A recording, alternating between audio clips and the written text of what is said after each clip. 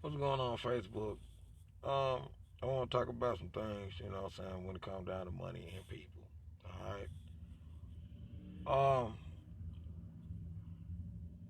I seen a segment from Mike Tyson, and he pretty much said this right here. It was Lil Bootsy and Mike Tyson.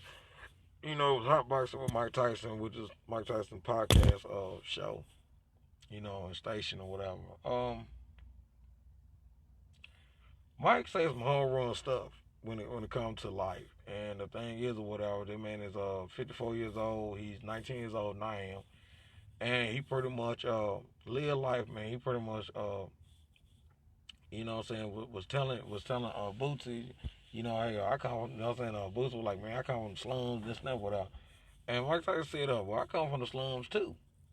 You know what I'm saying? I come from the slums just like you do, but you know what I'm saying? Even though you're 37 years old, which is Lil Bootsy 2 years old now, he was born in 83 and I was born in 85. So, yeah, we in the same era. I can relate to him. He pretty much said to Lil Bootsy, he said, man, who are you? And he was like, Lil Bootsy was like, man, dude, uh, no, I always want to, what I'm saying, just like the drug dealers like Calvin and them and this and that, whatever, which is guys in Louisiana in his neighborhood. He wanted to be just like them. And a lot of us did. If you came from a savage background, like a lot of us, predominantly black people did, and Latinos too. In general, you know what I'm saying? It don't matter what nationality you are. Everybody came from some type of predominantly uh, low class neighborhood to the point that we are so competitive and so uh, misguided and see a lot of shit on TV to the point that we really just don't give our life to say, okay, who are you and what's your purpose? Think about it. 9 10 or whatever. Every time what I'm saying, somebody from a gutter neighborhood, what I'm saying, someone from a low class neighborhood, pretty much, we always have this little street code in terms of like you can't let nobody see you cry, you can't let nobody see your weakness, you can't let nobody see uh, how you are in terms of you softness. You know what I'm saying? Think about it. Don't show no love, get you killed, all this other stuff. I I came from the same lifestyle too. But Mike also told Lil Boots said, man, what I'm saying? No, thing is, it's funny how you had all this money and you still not happy.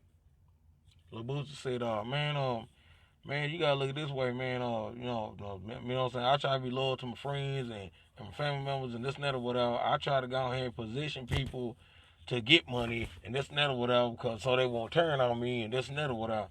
And Mike pretty much said this about missing a beat and said, you can't, you know what I'm saying. You can't make people not turn on you if it's in their DNA. They're gonna do that regardless. Lil Boosie looked at Mike like what you mean?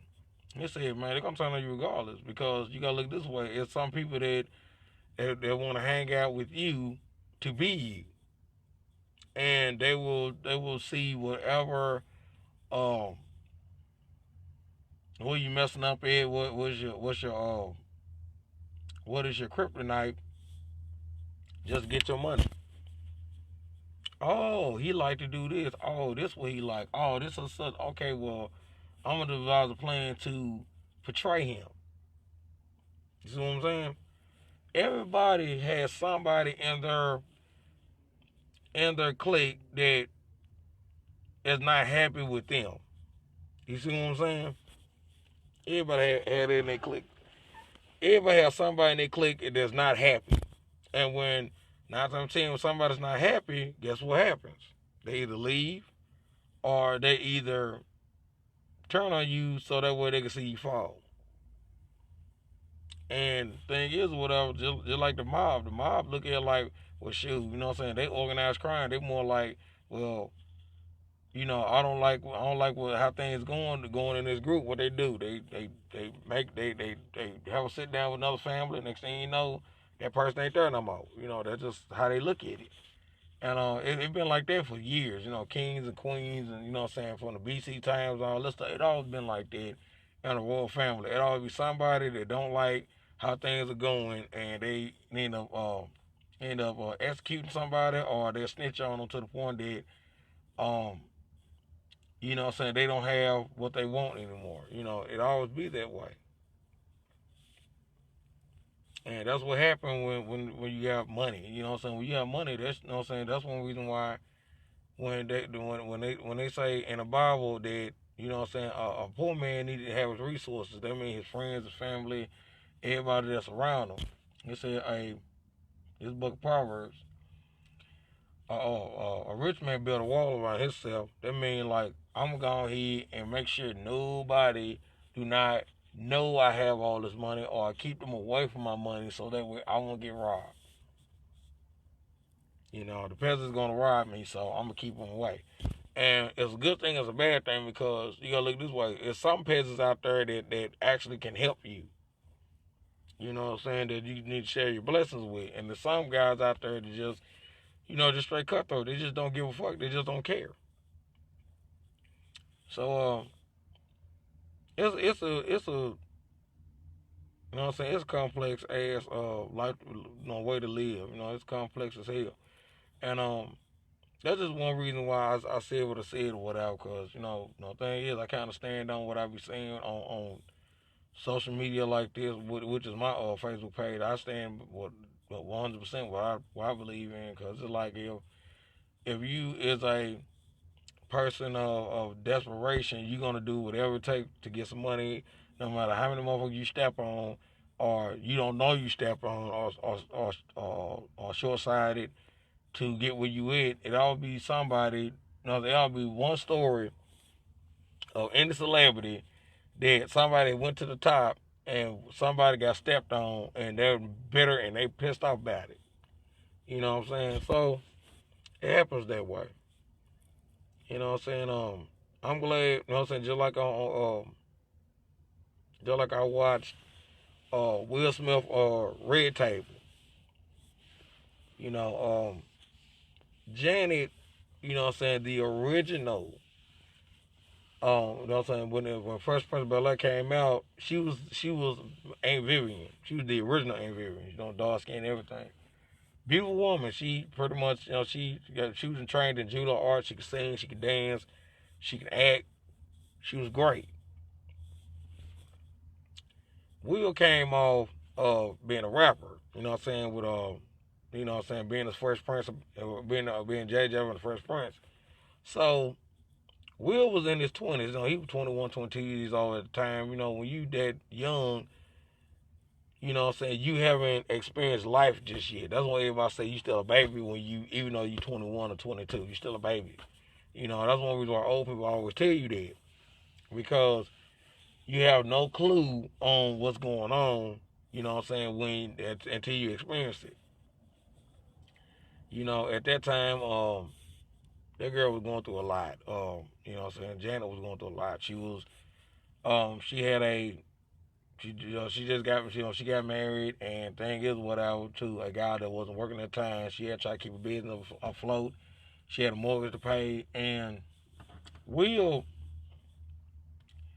used to have, what I'm saying, it wasn't just him. It just, he always had a paparazzi of guys that what I'm saying, that always been around with him fairly. They be beating, tell jokes, and they be rapping and stuff like that. And from a environment like that myself, it's cool, because it's like, we're a lot older than I am. So it's like, oh my, Will 17 years older than me. So I'm like, hell yeah, go on, Will, do your thing, And, you know, at her age, Vivian in her 60s, you know what I'm saying? Janet, the original Aunt Vivian was in her 60s now.